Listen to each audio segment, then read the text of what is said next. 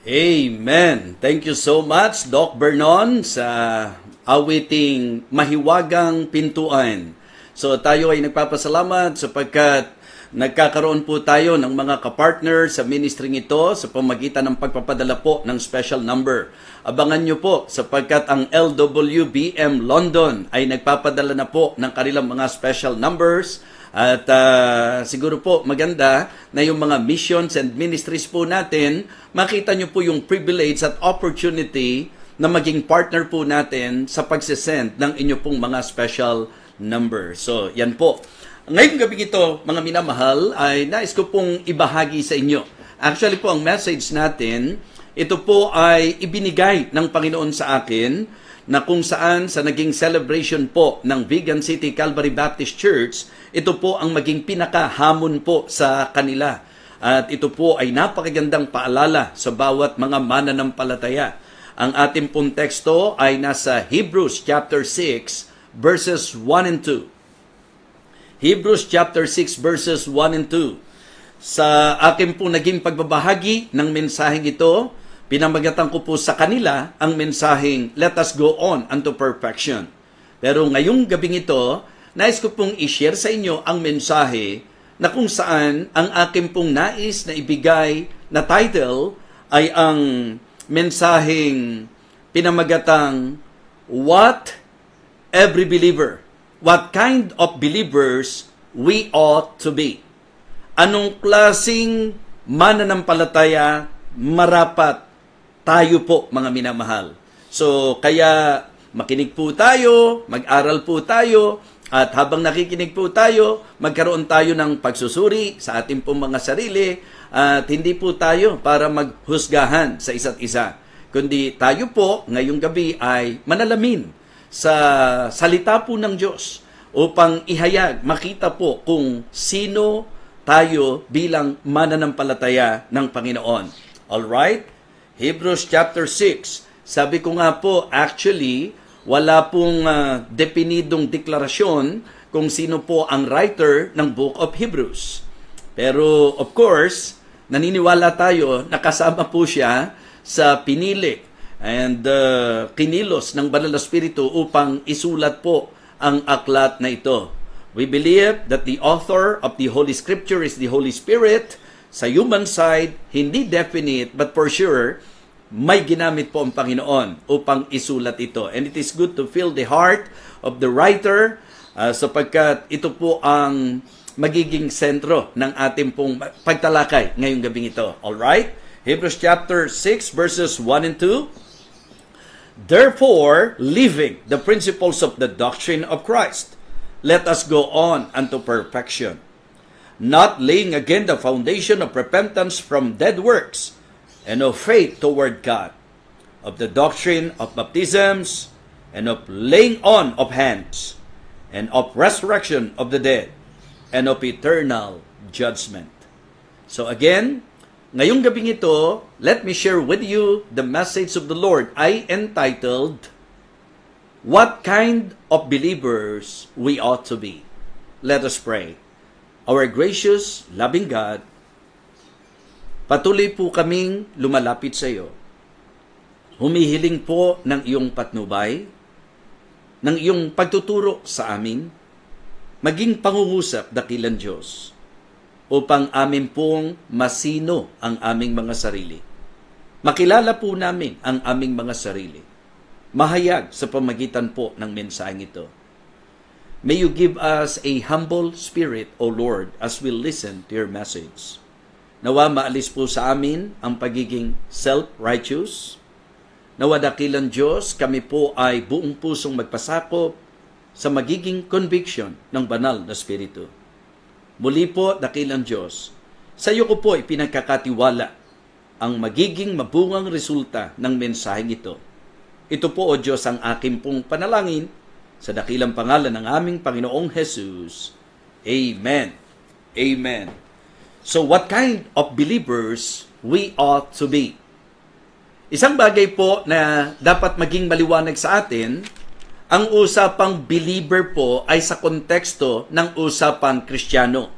Ang ibig sabihin, mga tao po na nakaranas ng katubusan ng ating Panginoon, ng kaligtasan ng ating Panginoon. Now, sa usapang kaligtasan, ayoko pong lituhin ang bawat isa. Malinaw po sa banal na kasulatan na ang kaligtasan po ay sa pamamagitan ng pananampalataya sa ating Panginoon. Ito po ay biyaya ng Diyos sa pamamagitan po ng pananampalataya. Kaya nga po napakahalaga na maintindihan po natin na sa pagtuturo po ng Bible, lahat ng tao ay makasalanan at dahil dito naparito po ang anak ng Diyos upang hanapin at iligtas ang mga makasalanan. At nilinaw po sa banal na kasulatan sa John 3:16, "For God so loved the world that He gave His only begotten Son, that whosoever believeth in Him should not perish but have everlasting life." Yung mananampalataya raw po sa Kanya ay hindi mapapahamak, kundi magkakaroon ng buhay na walang hanggan. Ito po ay malinaw na mangyayari sa pamagitan po ng ating pagharap sa katotohanan na tayo po'y makasalanan, na walang kakayahan para iligtas ang ating sarili, kaya tayo po ay magsisisi at ating pong kikilalanin na ang kaligtasan ay hindi po sa ating magagawa, hindi po sa ating nagawa, kundi sa ginawa ng ating Panginoong Jesucristo. Kaya naman po ang sabi ng John 1:12, ang pananampalatayang ito ay ating pong magagawa sa pamagitan ng pagtanggap sa ating Panginoong Hesukristo bilang ating pong tagapagligtas.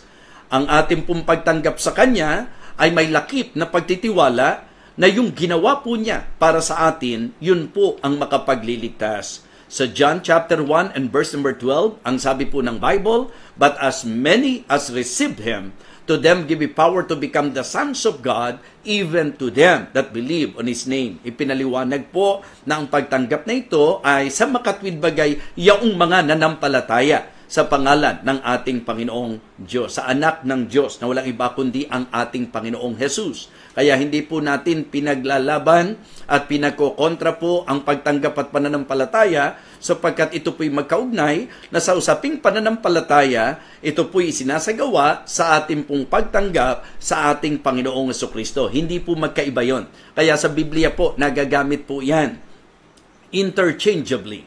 Katulad doon nung sinabi doon po nung Apostol Pablo, di ba? Sabi po ni Paul, "Believe on the Lord Jesus Christ and thou shalt be saved, and thine house." Okay? So, believe. At doon po sa ideyang ito, magandang maintindihan po natin na ito po ay katulad rin nung aking pong na-quote sa inyo na John 1:12, "But as many as receive Him, to them give He power to become the sons of God, even to them that believe on His name." Kaya nga po, nung may pagkakataong nakipag-usap si Apostle Paul, ang ginamit naman po niya yung salitang receive. Katulad ng Colossians chapter 2 and verse number 6, "As ye have therefore received Christ Jesus the Lord, so walk ye in Him, rooted and built up in Him, established in the faith as ye have been taught, abounding therein with thanksgiving." Ini-establish ko po sa ating pag-aaral na ito na ang ating pong mensahe ay para po sa mga nakaranas na ng kaligtasan. Kasi tinukoy po nating believers. What kind of believers we ought to be. Yan po. Ibig sabihin, anong klaseng ligtas, anong klaseng mananampalataya, nararapat tayo. Dito po sa ating magiging pagtalakay, makikita nyo po, like for example, dito po sa ating teksto, ang sabi po ng writer, "Therefore, leaving the principles of the doctrine of Christ, let us go on unto perfection." Makukuha po natin ang idea na ito po ay bumatay sa mga unang pahayag. Kasi ginamit po yung salitang therefore. Alam naman natin na ang therefore po, ito ay salitang ginagamit in conclusion. So, kaya malinaw na may mga unang tinalakay, unang mga ipinahayag, at ito po ang naging conclusion.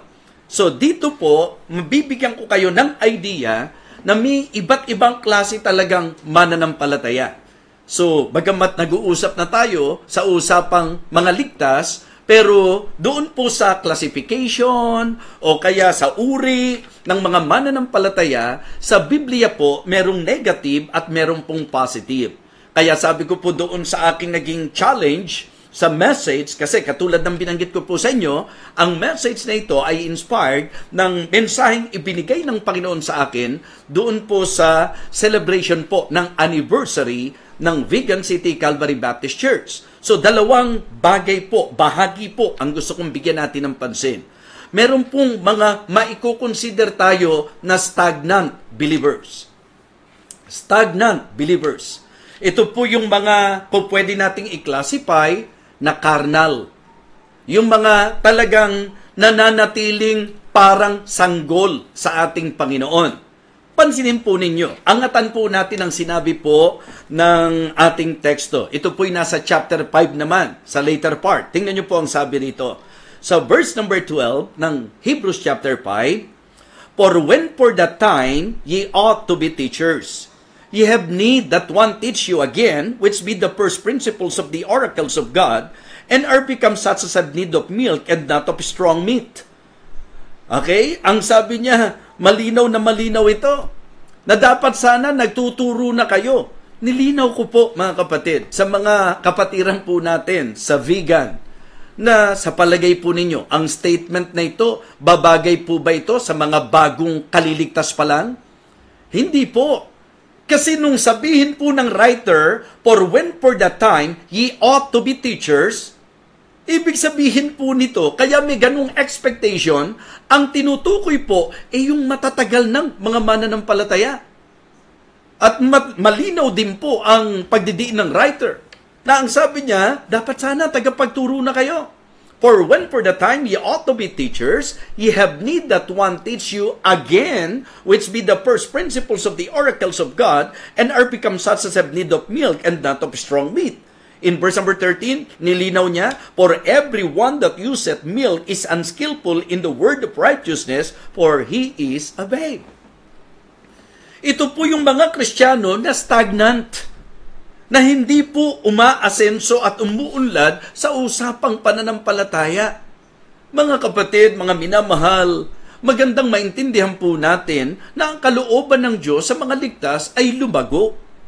Pero itong problemang ito ay patuloy nating nakikita at makikita sa mga churches, sa mga local churches. And one good example is the Corinthian church. Nung sulatan po ni Apostol Pablo ang mga taga-Korinto, makakakuha po tayo ng ideya sa sinabi po ng chapter 3. Pansinin po ninyo. Kung kayo po ay hindi aware, ang pangyayari po dito sa Corinth, sila po ay nagkaroon ng divisions at ng contentions, and because of that, na-burden si Apostle Paul, and then sinulatan po sila. And in dealing with their problems, medyo tinukoy na po ni Apostol Pablo na ang problema po nila ay yung pong carnality.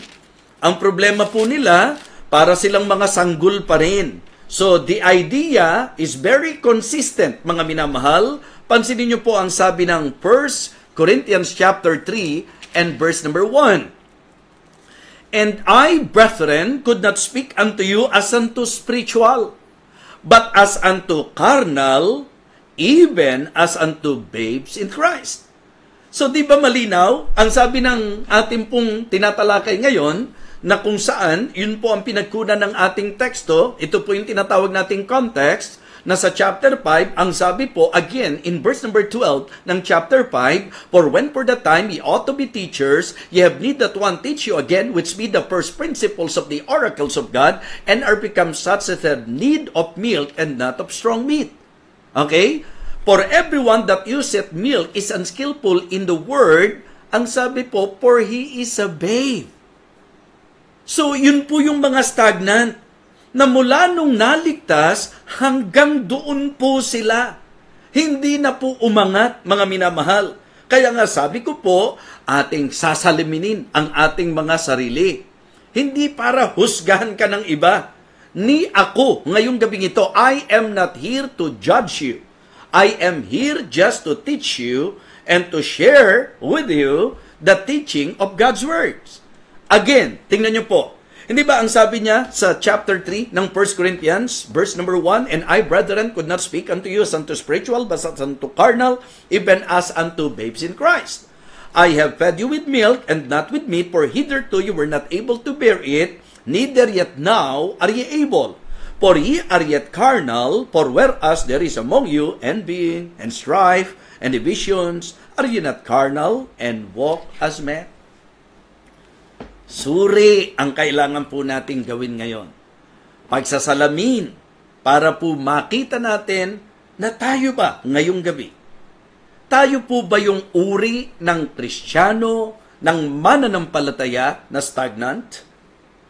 Kung magpapakatotoo po ba tayo mula nung naligtas tayo, tayo po ba'y sumulong sa ating buhay pananampalataya? Tayo po ba'y nagmamature sa ating pong Christian faith? It is good to somehow have an evaluation and be honest within ourselves. Baka kaya hanggang ngayon, tampurista ka. Ano ba yung tampurista? Yung matampuhin. Diba? O kaya tisurin ka. Ano po ba yung tisurin? Yung natitisod lagi. So, iyan po ay karakteristik ng mga bata. So, doon sa idea po na sinabi ni Apostol Pablo, or maging sa sinabi po ng writer ng Book of Hebrews, I am very sure na hindi po niya gagamitan ng ganitong salita ang kanyang mga kinakausap kung sila po ay mga batang-bata pang Kristiyano. What I would like to point out, mga kapatid, is that I am very sure that the reason why the writer said that, it is because of the fact na sila po'y matagal na, pero sa katagalan po nila, hindi sila sumusulong, hindi sila umaangat sa usapin ng kanilang buhay bilang Kristiyano. Alam nyo, sa usapang church, malaking problema po yan. Malaking problema sa usapan ng church na laging may inggitan, laging merong tampuhan, laging merong pong iringan, laging merong siraan. Hindi po magandang karakteristik yan ng mga tunay na mananampalataya. At kung totoong ikaw ay ligtas at ganito ang pag-uugali natin, ito po'y nangangahulugan ng ating pong pagiging karnal na Kristiyano o tayo po'y tila nananatiling sanggol sa ating buhay pananampalataya. So, stagnant believers. I believe, hindi yan ang kalooban ng Panginoon. You know why? Because, ang sabi nga po sa 1 Peter chapter 2 and verse number 2, as newborn babes, desire the sincere milk of the word that you may grow thereby. Kaagad, niliwanag na kung ikaw ay totoong ipinanganak sa Espiritu, kung talagang ikaw ay isinilang sa pamilya ng Panginoon, bilang sanggol, ang kalooban ng Panginoon ay nasain natin ng gatas na walang daya. Ito po ay ang salita ng Diyos na atin pong ikakalago bilang mga mananampalataya. So the will of God for the believers is to grow. Pero ano po ang nangyari? Bakit po may mga member ng church na ang tagal-tagal na alagain pa rin? Na ang tagal-tagal na lagi mo pa rin i-consider. Why? Because they are stagnant. So, stagnant believers. Yan po ang isa sa dalawang negatibong tatalakayin po natin ngayong gabi. How about you tonight? Ikaw ba yung Kristiyano o miyembro ng church na nakatutulong sa problema o nagiging sanhi ng problema? Ikaw ba yung Kristiyano na kailangan lagit-lagi ikaw ang bibigyan ng atensyon sapagkat kapag ka hindi, nagmamaktol ka, nagtatampo ka, or ikaw yung Kristiyano na minsan kahit simpleng salita, ang bilis-bilis mong magdamdam? Madamdaming Kristiyano. Hindi maramdamin pala. Hindi madamdamin. Maramdaming Kristiyano. Okay? Stagnant believers. What kind of believers we ought to be? I believe, hindi po dapat maging stagnant believers. Ikalawa po, sleeping believers. Nako, hindi po ito yung tulog, ho? Yung idea ng dulas. Kinuha ko po yan sa idea ng backsliding, sliding back, sleeping believers. Yung mga mananampalataya na hindi lang stagnant, dumadaos-dos pa, paurong pa, paatras pa. Yun po. Diba? Yun po yung masakit na naririnig natin sa usapang, alam niyo po yun, tao, lalo na pagka yung magulang mo, sasabihan ka na, alam mo anak, Ang malungkot ikaw ay tumatandang paurong. Yan, di ba? Naririnig natin yan, salitang yan. Sana naririnig lang natin yan, hindi tayo sinasabihan yan, ha? So, kasi unhealthy po yan. So, hindi po nakakatuwa na tayo po ay dumadaos-dos. Hindi po nakakatuwa na tayo po'y paurong. Hindi po nakakatuwa na tayo po'y patalikod. Hindi po nakakatuwa na tayo po ay magbabackslide. So, sliding back believers, sleeping believers, I mean. So, napakahalaga po na makita natin sa Bible na kahit po doon sa Old Testament, remember, siguro po makakatulong, basahin po natin. Sabi po ng Psalm chapter 73, ito po si Asaph. Itong si Asaph, nagpatotoo ng tungkol sa kanyang naranasan bilang nasa Diyos, bilang nasa Panginoon. And it is good to somehow medyo mag-evaluate din po tayo sapagkat baka mamaya nakakaranas tayo ng ganito na kaya tayo nadadaos-dos at kaya tayo napapaatras at kaya po tayo tumatalikod, nawawala at nagbabackslide dahil po dito. Tingnan niyo po ang sabi ng Psalm 73. Sa verse number 1, ang sabi po, truly God is good to Israel, even to such as are of a clean heart. Eto na, sabi ni Asaph, but as for me, my feet were almost gone, my steps had well nigh slipped. Talagang kumuntik na siyang madupilas. Buti nga siya, kumuntik lang Pero gusto ko lang na mabigyan kayo ng idea na ang mga posibleng ikadudulas natin, ang posibleng ikaka-backslide natin, ay ang maling pananaw. Yung focus na mali. Tingnan niyo po ang sabi niya. Sa verse number 3, for I was envious at the foolish, when I saw the prosperity of the wicked. For there are no bands in their debt, but their strength is firm.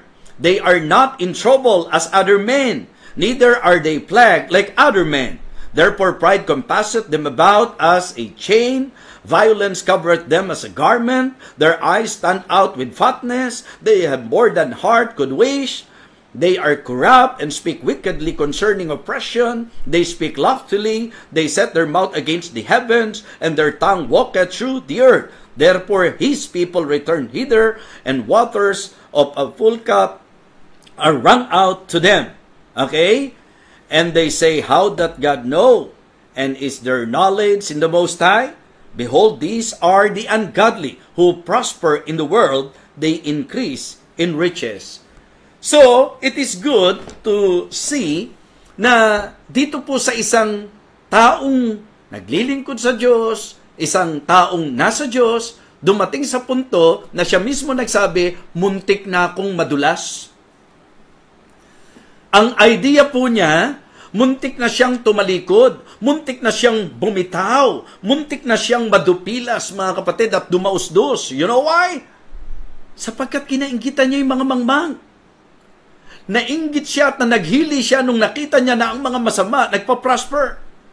So kaya delikado po yung ganon, mga kapatid. Kaya napakahalaga po na tayo po ay maging maingat.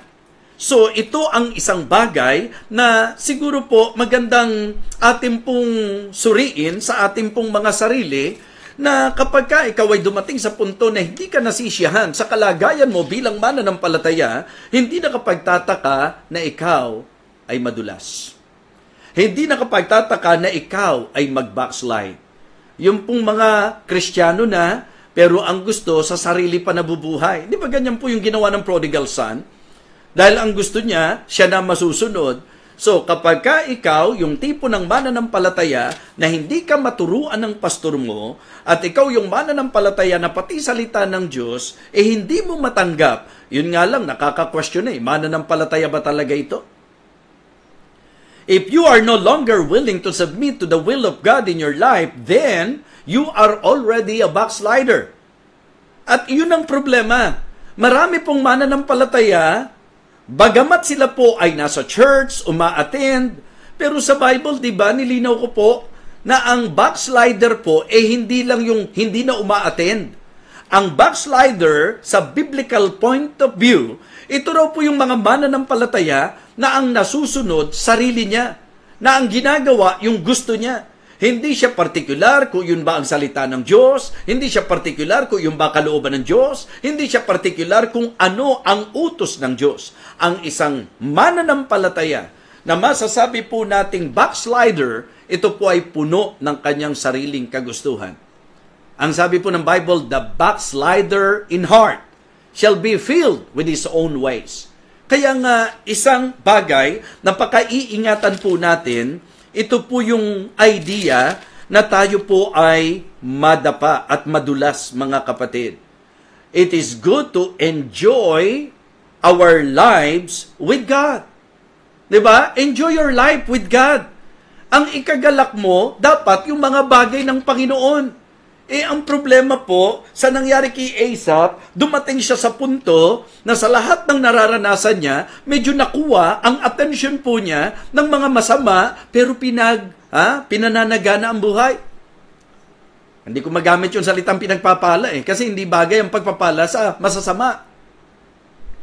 Pero yung mayaman, materially, yung mayaman financially, ang gaganda ng sasakyan, ang gaganda ng bahay, ang daming impok sa bangko, ang yaman po nila talaga, masagana materially.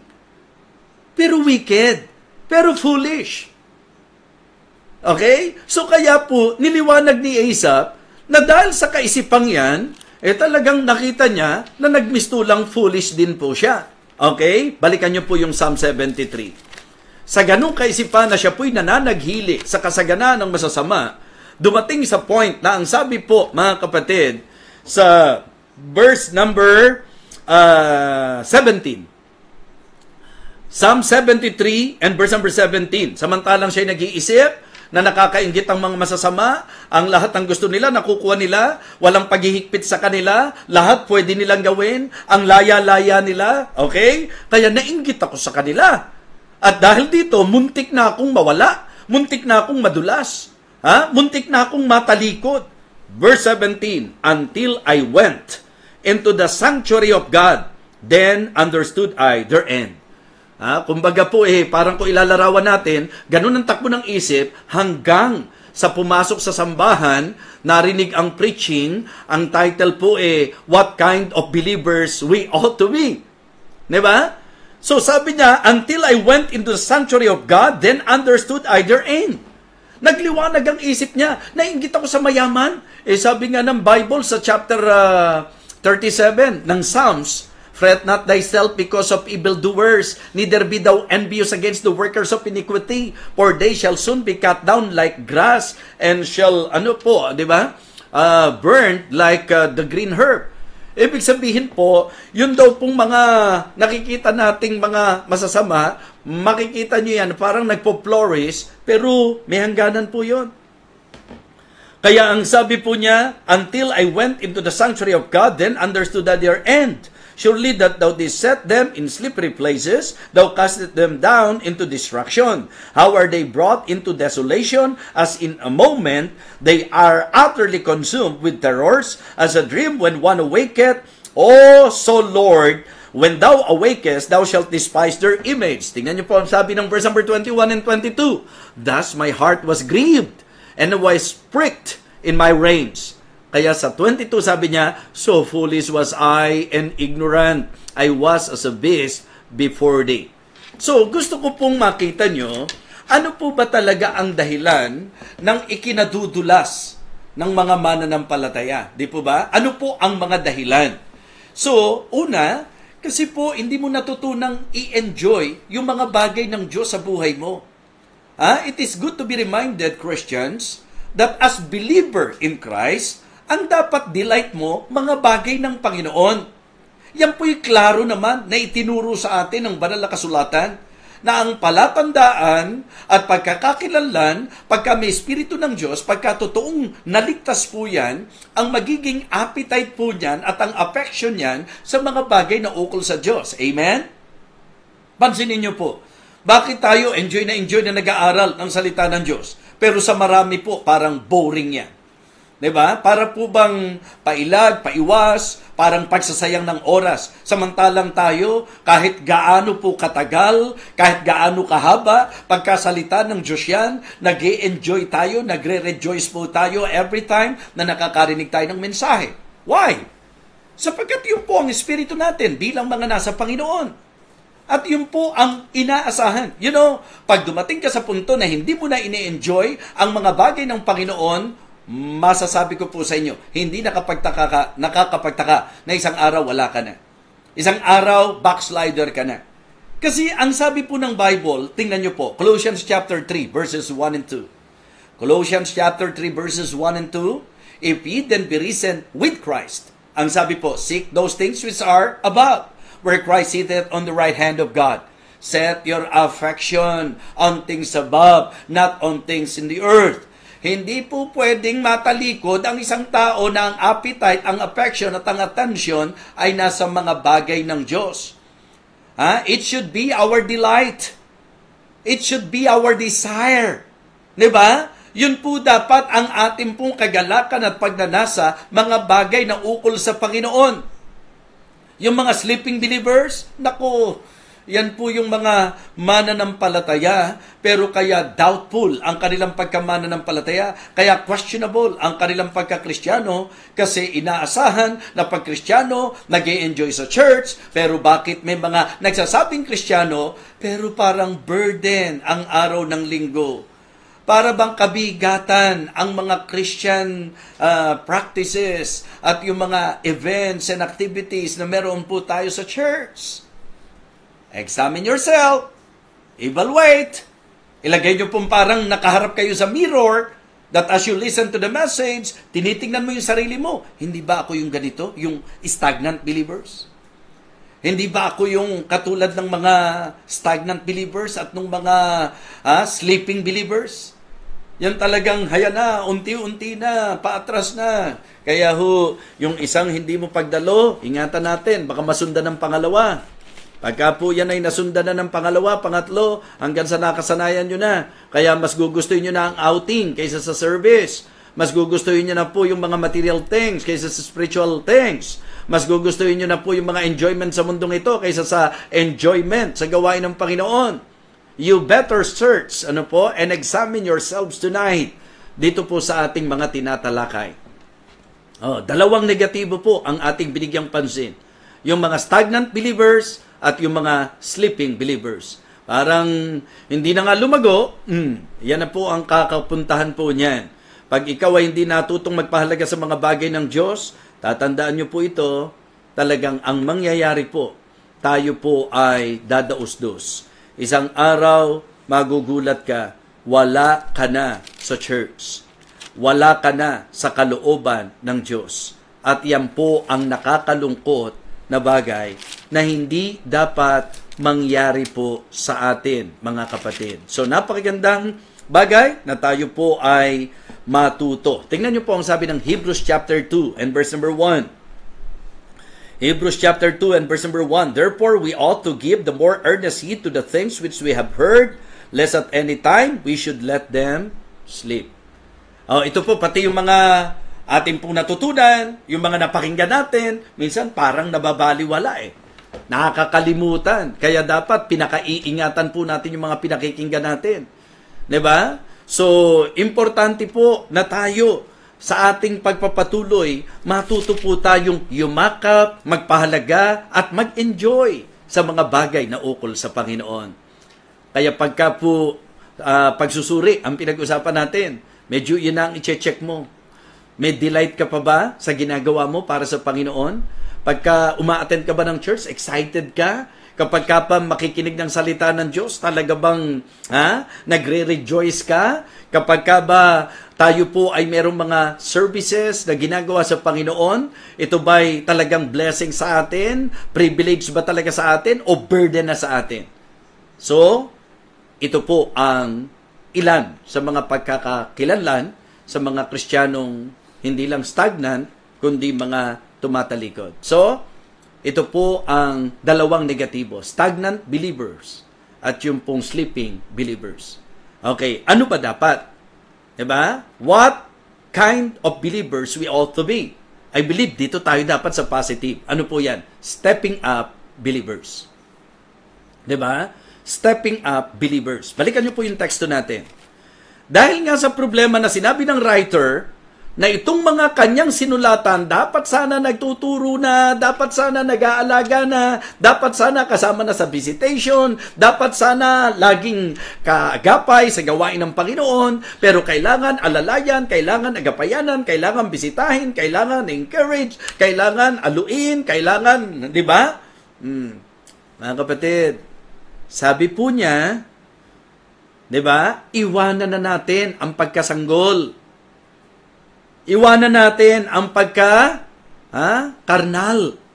Yun po yung idea nito. Verse number 1 ng ating text, chapter 6 ng Hebrews.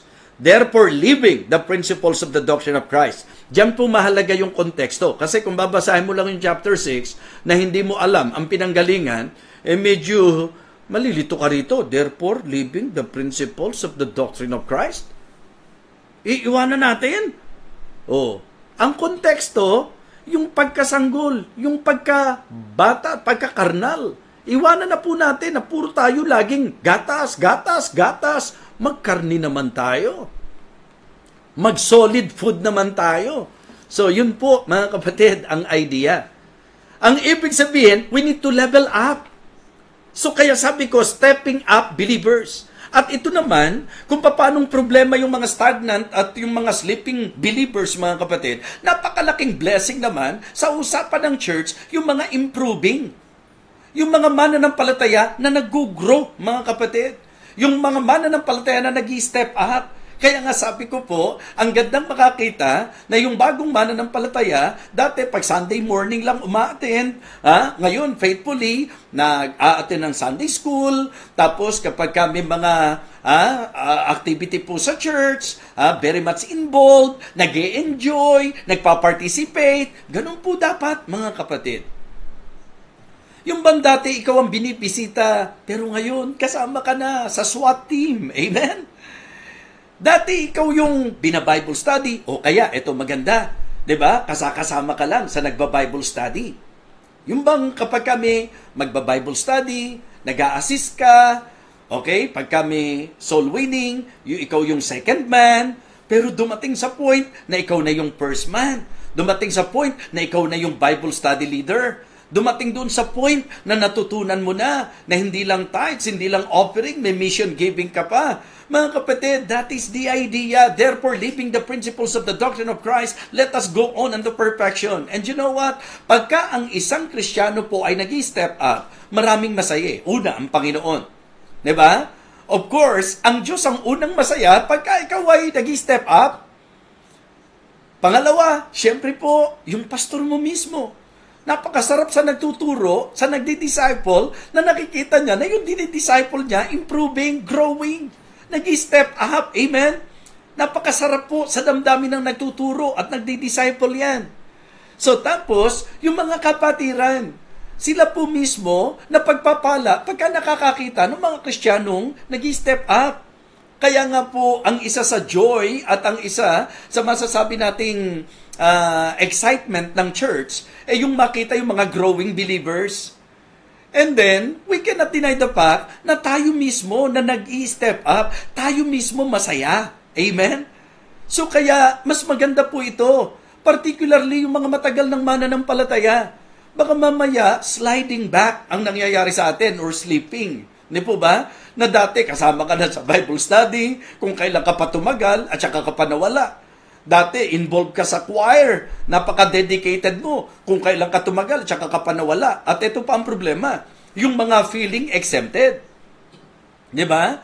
Yung bang parang hindi na sila para sa mga ganung bagay. Mag-evaluate po tayo. Kaya nga kahit sa service, sinasabi ko sa inyo, na ang mga matatagal ng Kristiyano, kahit na po yung mga ushers and usherettes natin, hindi po yan nagpapaging exempted sa inyo na makinig kayong mabuti sa preaching. Hindi po yan nagpapaging exempted sa inyo. Kahit na preacher ka ng church, kahit na deacon ka ng church, kahit na officer ka sa church, yan po ay hindi dapat nagdadala sa atin sa feeling exempted po tayo. Mali po yun. Dapat nga example tayo. Dapat tayo yung kakakakitaan na talagang habang tumatagal, nag-step up. So ganun po.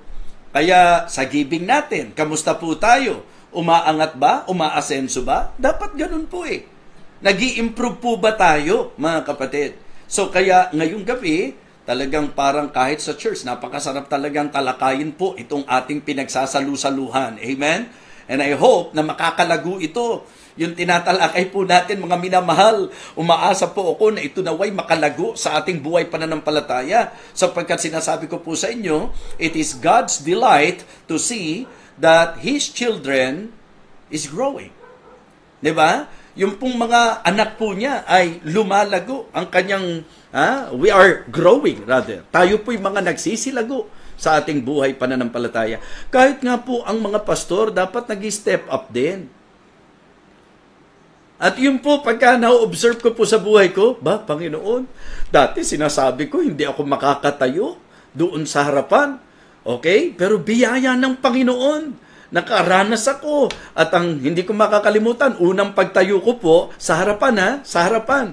Ang unang pagtayo ko po, yung pong 7 last words. At ang message ko po, yung today, shall thou be with me in paradise. At talagang nakakatuwa. Dahil unang pagtayo ko pa lang yan, nanginginig ako. Sabi ko nga sa testimony ko, unang pagtayo ko po sa pangangaral, mga kapatid, 7 pages ng yellow paper ang sinulatan ko ng sasabihin ko. As in detalyado po. Magandang hapon po sa inyong lahat. Isang karangalan po na ako ay isa sa naging tagapagsalita ng ating 7 huling wika. Word per word, sinulat ko po yan. Pero ang nakakatawa, nung nakatayo na po ako, para po ibahagi ko na po ang aking mensahe, kala nyo ba natingnan ko po yan? Hindi po ako makatingin doon sa notes ko at doon ko nakita na yun yung gift na ibinigay ng Panginoon sa akin. Sapagkat first message ko pa lang po, hindi ko makakalimutan. Ang preaching ko po, the day of salvation, today. The delight of salvation, shalt thou be with me. Di ba? Okay, the destination of salvation in paradise. Kaya yan, isinishare ko po ngayon yan sa mga kapatiran po natin sapagkat di naman dapat maiba ang mensahe. Yan po ang mensahe ng Panginoon. And then, yung pag-handle ng Bible study, yung pong mga nag-disciple sa akin, sila Kuya Depot, Sir Lindon, ayan, sila Doc Jess, basta yung mga lahat ng nag-share po sa akin, nag-disciple po sa akin. Dumating sa time na pinakakawalan ka na, ikaw na po yung nag-share ng Bible study. Hindi ko rin makakalimutan yung unang mensahe ko sa home Bible study. Why Jesus said He is the way. Diba? Because ang tao po'y naligaw. Tagalog pa po yun. Bakit sinabi ng Diyos na siya ang daan? Sapagkat ang tao'y naligaw. Bakit sinabi ng Panginoong Jesus na siya ang katotohanan? Sapagkat ang tao po ay nasa kasinungalingan. Bakit sinasabi po na siya ang buhay? Sapagkat ang tao po ay nasa kamatayan. So, yun po yung mga first messages ko po, mga unang mga mensahe ko po. So, pero, nakakatuwang isipin na sa napakaraming taon, hindi po naging stagnant ang inyong lingkod. Diba? At sa natatandaan ko po, ako po, hindi naman talaga nag-backslide. Nahiya lang po talaga ako nung tinubuan po ako ng pigsa. Yun po yung dinalaw ako nila Doc Jess sa bahay at inabutan po ako na nakataas pa po yung paa ko doon sa bahay dahil nga po, hirap na hirap po ako doon sa pigsa ko po. So, yun yung dahilan ko lang po, ba't ako ma-attend? Ayoko pong mabuli. Ayoko pong tuksuhin po ako. So, sipin nyo po, sa pagkakristyano ko, muntik ng pigsa ang, di ba, nagpabagsak sa akin, sa aking spiritual life. Mga kapatid, may mga ups and downs sa buhay po natin bilang Kristiyano. Pero dapat hindi ka nananatiling down. Dapat pag bumabagsak ka, bangon ka. For the just man falleth 7 times and then riseth up again. The steps of a good man are ordered by the Lord, and he delighteth in his ways. Though he fall, he shall not be utterly cast down, for the Lord upholdeth him with his hands. Kaya nga, kung ikaw ay bagsak, huwag kang manatiling bagsak. Kung ikaw'y nadapa, huwag kang manatiling nadapa. Kung ikaw'y nadulas, bumalik ka. Okay? Kasi ang kalooban ng Panginoon, bilang mananampalataya, nag-step up po tayo. So, stepping up, believers. Yan ang kalooban ng Panginoon for us to level up. And then, be a soaring believer. Hindi sorry soaring. Yung idea po nung pumailang lang. Ayan. Hindi ba step up at saka pumailang lang? Hindi po, magkaiba po yun. Kasi yung isa, ang idea po is growth. Yung pumailang lang, this is about goal. Yung bang aabutin mo talaga, paiilang lang ka talaga, na habang tumatagal, talagang mas matindi yung inaabot mo sa Panginoon. At alam nyo po, para mag-soar high po tayo, hindi soar ice para mag-soar high po tayo, so kinakailangan po matutunan natin ang ilang mga bagay. Una, we need to wait on God. Maghintay tayo sa Panginoon. Pangalawa, we need to walk with God. Lagi tayong lumakad. Natiyakin natin kasama natin ang Panginoon and work with God or even work for God. Diba? So tayo po, pagka pinag-usapan po ang ating pag-angat, para tayo umangat, maghintay tayo sa Panginoon. They that wait upon the Lord shall renew their strength. They shall mount up with wings as eagle. They shall run and not be weary. They shall walk and not faint. So, importante po na ikaw yung mananampalataya na laging nagtitiwala, naghihintay sa Panginoon. Hindi yung inuunahan mo ang Panginoon. Okay? So, ikaw yung lumalakad, nakasama ng Panginoon. At ikaw din yung Kristiyano na gumagawa kasama ang Panginoon. So, wait on God, walk with God, and work with God and for God. So, napakahalaga po nitong bagay na ito. So, naalala ko the Apostle Paul undeniably became useful and successful. Di ba? Kasi may gusto siyang maabot Meron siyang naging goal, mga kapatid. Di ba? For God, aim high. Aim high for God. Huwag kang tumingin doon lang sa magagawa mo. Ang tingnan mo, yung kayang gawin ng Diyos sa buhay mo. At yun ang nakatutuwang mga mananampalataya na hindi nila limitahan ang kayang gawin ng Diyos sa kanilang buhay. So para mag-soar high po tayo, para maging soaring believers tayo, kinakailangan po na magkaroon tayo ng tamang mindset na hindi ko ano gusto mo, hindi ko ano kaya mo, kundi ko anong gusto ng Diyos at kung ano ang kaya ng Diyos. Kung ako po ay masasabi nating nalimitahan sa kung ano lang po yung kakayahan ko, hanggang saan lang po ako makakarating. Pero purihin ng Diyos. Sapagkat sa katotohanan, napakaalangan sa katulad ko po kung ano po yung nararating ko. At yung nararating ko pong ito, hindi po ako to. Gawa po ito ng Panginoon. So kaya importante sa mga mananampalataya to allow God to work in your life. Kaya nga sabi ko, wait on God. Maganda ang plano ng Diyos sa buhay mo. Mga young people, gusto kong i-encourage kayo. Mas maganda na kayo mga maging soaring believers. Hindi lang stepping up, kundi soaring talaga. Magkaroon tayo ng goal, yung gugustuhin nating maabot ayon sa kalooban ng Panginoon. Panginoon, alam ko po na hindi mataas ang pinag-aralan ko. Pero alam ko pong hindi ito hadlang sapagkat hindi naman ang pinag-aralan ko ang gagamitin ko, kundi kung ano ang magagawa ng biyaya mo sa buhay ko. Ipakita mo ang karunungan mo sa kamangmangan ko, Panginoon. Ipakita mo ang kalakasan mo sa kahinaan ko, Panginoon. Ipakita mo po ang kasaganaan mo sa kawalan ko, Panginoon. Yun po ang dapat maging takbo ng isip natin. That should be our mindset bilang mga mananampalataya. And for us to soar high, mga kapatid, ang lagi kong sinasabi at uulit-ulitin ko sa inyo, huwag kayong magmadali. Wait on God. Minsan kaya tayo bumipitaw, nangihina, lakas natin, ginagamit natin sabi po ng Bible, maging kabataan, kabinataan, manghihimagot at manlulupaypay. Pero siya na naghihintay sa Panginoon, magbabagong lakas. Kaya po, pagka tayo po'y nadadaig ng panghihina, mga minamahal, mga ka-feasting, kapag ka dumarating kayo sa point na parang bibigay kayo, bibitaw kayo, yan po'y indikasyon na hindi tayo naghihintay sa Panginoon. Yan po'y indikasyon na lakas natin ang ginagamit natin. Hindi ka makakaangat pag lakas mo ang gagamitin mo. Hindi po tayo magtatagumpay kung sarili po nating lakas ang gagamitin natin. Ang kailangan po natin, lakas ng Panginoon. Kaya, mga kapatid, dalawang bahagi po ito. Sa negative, stagnant believers at yung pong sleeping believers. Yung mga natutulog, sama nyo na rin, sleeping believer. Kasi sabi po ng Bible, awake thou that sleepest and arise from the dead, and Christ shall give thee light. Church din po ang sinulatan niya dun Kaya pwede pala talagang sleeping believers mga natutulog na mananampalataya Natatlo pa po tayo ngayon. Yung idea po, nung stagnant believers, hindi nag-grow. Yung sleeping believers, yung mga dumudulas, diba? Natatalikod. At yun naman pong mga, sleeping believers na natutulog, spiritually, Kaya ang sabi, awake thou that sleepest and arise from the dead, and Christ shall give thee light. Kailangan lumutang tayo, kailangan makita tayo, kailangan pumailang lang tayo.